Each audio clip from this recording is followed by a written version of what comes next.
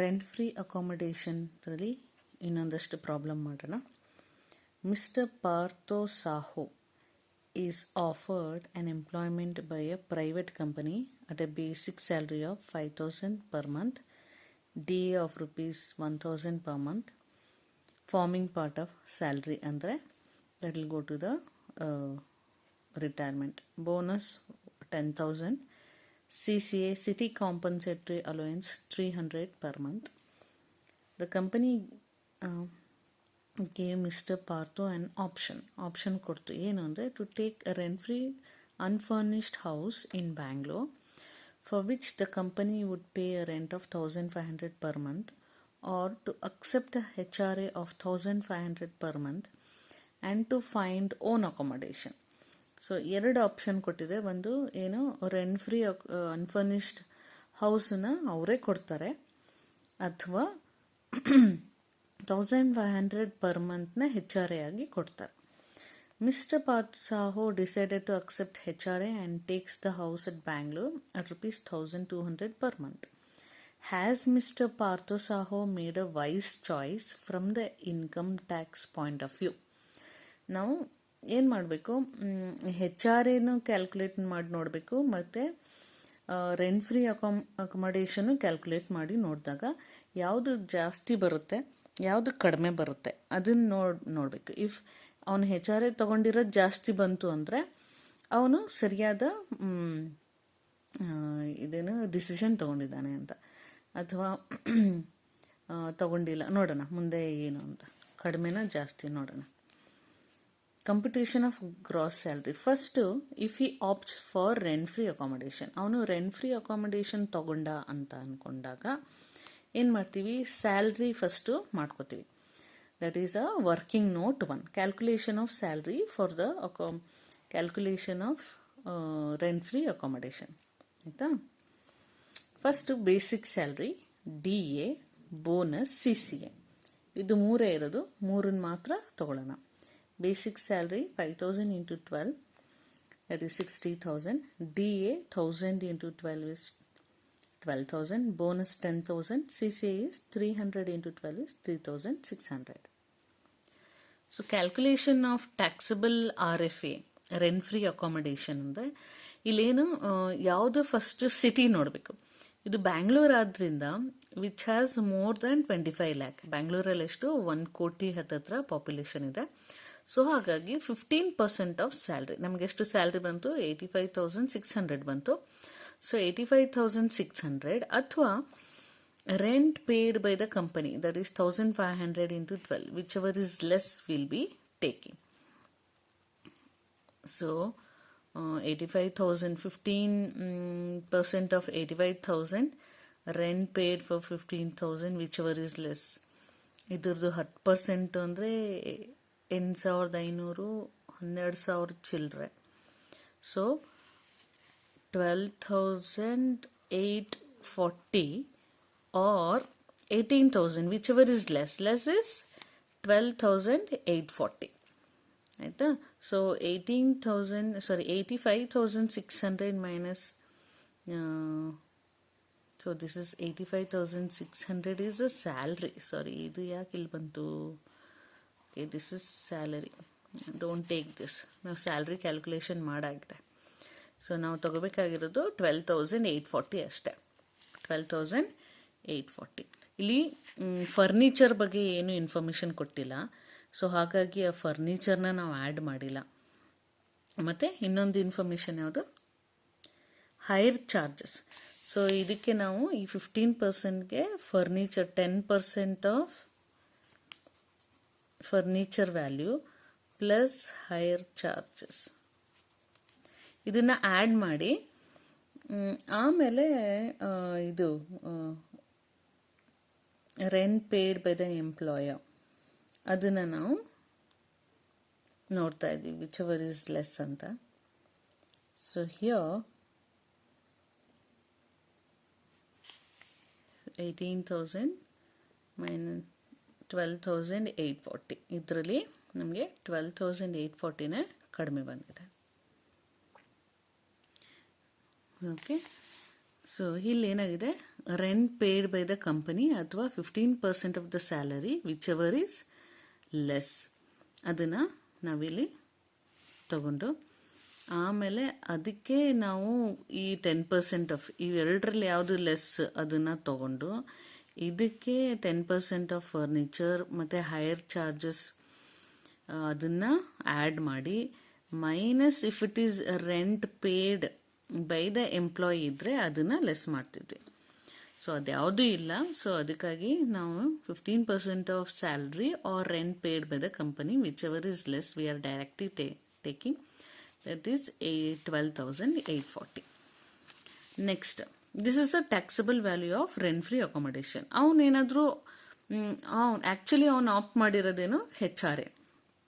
So computation of taxable HRA ನಮಗೇನು actual HRA received ಎಷ್ಟು 1500 that is 1500 into 12 is 18,000 minus ಎಷ್ಟು 40% of the salary. ಯಾಕೆ ಇಲ್ಲಿ 50% ಬಂದಿಲ್ಲ? This is not A metro. Delhi, Mumbai, Kolkata, Madras ಇದ್ರೆ ಮಾತ್ರ 50% ಆಫ್ ಸ್ಯಾಲ್ರಿ ಆಗ್ತಾಯಿತ್ತು. ಸೊ ಸ್ಯಾಲ್ರಿ ಪರ್ಪಸ್ ನಾವು ಏನು ಮಾಡ್ತೀವಿ, will be taking basic salary that is 5,000 into 12. Dearness allowance actually ಅದು ಸ್ಯಾಲ್ರಿಗೆ ಬರುತ್ತೆ ಅಂತ ಕೌಂಟ್ ಆಗುತ್ತೆ ಅಂದರೆ that enters the retirement that is 1,000 into 12,000 ಮತ್ತು ಕಮಿಷನ್ ಯಾವುದೂ ಇಲ್ಲ. ಸೊ ಹಾಗಾಗಿ 12,000 plus 60,000 is 72,000 will become a salary. 40% of 72,000 is 28,800. ಮತ್ತು ಸೆಕೆಂಡ್ ಪಾಯಿಂಟ್ ಏನು, rent paid by the employee minus 10% of salary. Rent paid by the employee actually ಏನು 1,200 into 12 minus 10% of salary ಎಷ್ಟು 72,000 into 10% ಎಷ್ಟು 14,400 minus 7,200 that comes to 7,200. So 12,000 so 1,200 into 12 is 14,400 minus 72,000 10% 7,200.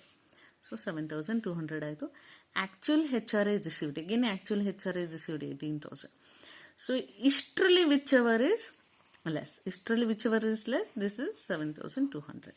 7,200 minus 18,000. So 10,800 is a taxable HRA.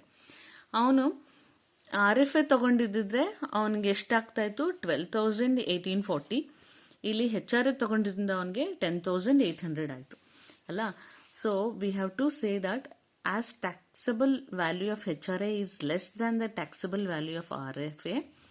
So Mr. Parthu Sahu has made a wise choice from the income tax point of view. ಹಾಗಾಗಿ ಅವನಿಗೆ ಬರೀ 10,800 ಮಾತ್ರ ಅವನಿಗೆ taxable ಆಗುತ್ತೆ. ಇದನ್ನು ಅವನು choose ಮಾಡಿದರೆ 12,840 ಆಗ್ತಾ ಇತ್ತು. So he has selected HRA. So he'll be saving around ಎಷ್ಟು 2,000 rupees he'll be saving from this HRA. Let us see one more problem. Mr. Anand, who is a resident, is working as a marketing manager in a company in Mumbai. See, this is Mumbai. Particulars of his salary for the financial year. So here 2020-21 are as under. For financial year 20 and 21. Basic salary 15,000 per month, bonus 20% of salary, and then conveyance allowance 2,500 per month, 80% spent on official duties. Entertainment allowance 3,000 per month, employees contribution to recognized provident fund 15% of the salary. He has been provided with a house by the company for which a sum of 1,200 per month is deducted from his salary.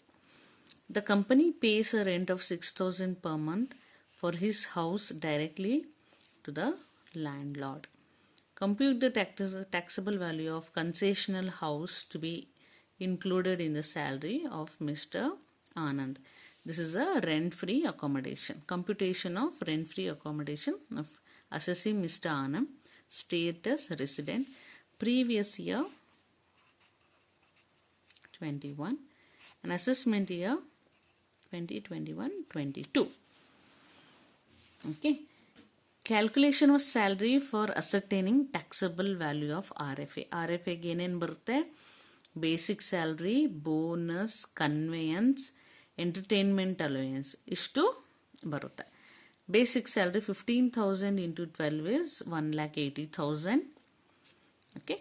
Bonus 20% of 1,80,000 is 36,000. Conveyance 2,500 per month, in which 80% spent on official purpose. ಅವನು ಏನು ಕೆಲಸ ಮಾಡ್ದೆ ಅದಕ್ಕೆ. So that will be exempted, which is spent. So 30,000 minus 24,000, that is coming to 6,000 is what? Taxable conveyance. See here, taxable conveyance is to 6,000. Then entertainment allowance 3,000 into 12, because he is not a government employee. Direct ಆಗಿ entertainment allowance ಅದು full taxable ಆಗುತ್ತೆ. So ಇಷ್ಟನ್ನ ತಗೊಂಡಾಗ 2,58,000 is what the salary for RFA. Okay. Computation of taxable value of rent-free accommodation. ಇಲ್ಲಿ 15% of salary or rent paid, whichever is less. First point. 15% of salary ಅಂದರೆ 2,58,000 15% ಎಷ್ಟು?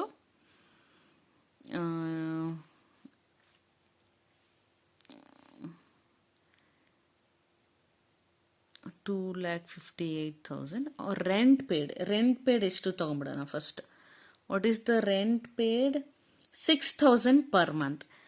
Rent paid 6,000 per month, that is 72,000. This is 15% of 2,58,000 or 1 lakh into 10%, that is 10,000 plus 6,000 into 12. What is this? Let us see. Okay, 15% of 2,58,000 is 38,700 or 6,000 into 12, that is rent paid by the company, 72,000. Whichever is less is how much? 38,700. ಈ 38,700 ಗೆ we can include 10% of furniture which is there. So ಇಲ್ಲಿ ಏನು mention ಆಗಿಲ್ಲ, but they have taken. Okay, not required. So ಇಲ್ಲೂ ಅಷ್ಟೇ ಆ 10,000ನ add ಮಾಡಿ 48,700 ಮಾಡಿದ್ರು. So let us not consider that, because in the problem they have not mention ಯಾವುದೇ ಒಂದು asset was there worth 1 lakh rupees for the furniture of the house ಅಂತ ಏನು ಮೆನ್ಷನ್ ಮಾಡಿಲ್ಲ. I am just okay, let us not consider that. That is 15,000% of 2,58,000 and 6,000 into 12 is, so ಎರಡರಲ್ಲಿ ಯಾವುದು ಕಡಿಮೆ? 38,700. ಇದಕ್ಕೆ furniture ಯಾವ್ದಾದ್ರು ಆ್ಯಡ್ ಮಾಡಬೇಕಿತ್ತು, furniture ಏನೂ ಇಲ್ಲ. ಮತ್ತು ಅದಕ್ಕೆ ಹೈಯರ್ ಚಾರ್ಜಸ್ ಆ್ಯಡ್ ಮಾಡಬೇಕಿತ್ತು, ಅದು ಏನೂ ಇಲ್ಲ. So will take 38,700. So that is the value of rent free accommodation. ಅದನ್ನು ಲೆಸ್ ಮಾಡ್ತೀವಿ rent paid by the employee. So ಅವ್ನ ಸ್ಯಾಲ್ರಿಯಿಂದ 1,200 ರೂಪಾಯಿ ಡಿಡಕ್ಟ್ ಆಗಿದೆ every month. So that means 1,200 is paying as a rent. That is 14,400 will be reduced here. This is what 24,300 is what the taxable value of the concessional house or RFA, rent free accommodation. Please note, in this problem they have not given any furniture or asset value. So I don't know, by mistake they have not given ansutta. So let us not consider. ಏನಾದರೂ ಇದ್ದಿದ್ರೆ 1 lakh furniture ಅಂತಂದರೆ then we would have taken 10% of 1 lakh is 10,000. So 38,700ಗೆ the 10,000 would have been added. So 48,700 ಆಗ್ತಿತ್ತು. ಆವಾಗ ಇದು ಸರಿ ಹೋಗ್ತಿತ್ತು. It's okay, no problem. So 15% of 2,58,000 salary ಅಥವಾ rent paid by the employee ಅಲ್ಲ ಎಂಪ್ಲಾಯರ್ ಅಂದರೆ ಓನರ್ ಆಫ್ ದ ಕಂಪನಿ ಅವರೆಷ್ಟು ಪೇ ಮಾಡಿರ್ತಾರೆ ಅದು ಎರಡರಲ್ಲಿ ಯಾವುದು ಲೆಸ್ ಅದನ್ನು ತಗೊಂಡು ಅದಕ್ಕೆ ಯಾವುದು ಫರ್ನಿಚರ್ 10% ಫರ್ನಿಚರ್ ವ್ಯಾಲ್ಯೂ ಮತ್ತು ಹೈರ್ ಚಾರ್ಜಸ್ ಆ್ಯಡ್ ಮಾಡಿ ಬಂದಿದ್ದು value of rent free accommodation ಅದರಿಂದ ಲೆಸ್ ಮಾಡಬೇಕು ಯಾವುದು ಎಂಪ್ಲಾಯಿ ಅವನ ಸ್ಯಾಲ್ರಿಯಿಂದ ಏನಾದರೂ ಡಿಡಕ್ಟ್ ಆದರೆ ಅಥವಾ ಅವನೇನಾದ್ರು ಪೇ ಮಾಡಿದಿದ್ರೆ ಅದನ್ನು ರೆಂಟ್ ಅಂತ ಕನ್ಸಿಡರ್ ಮಾಡಿ ಅದನ್ನು ಲೆಸ್ ಮಾಡ್ತೀವಿ. So in that way taxable value of rent free accommodation is 24,300. Hope you understood. So ಇಷ್ಟು ನಾವು RFA ಬಗ್ಗೆ ತಿಳ್ಕೊಂಡ್ವಿ. You have any problem just message me. So next ಇನ್ಯಾವುದಿದೆ salary, we'll just continue with that.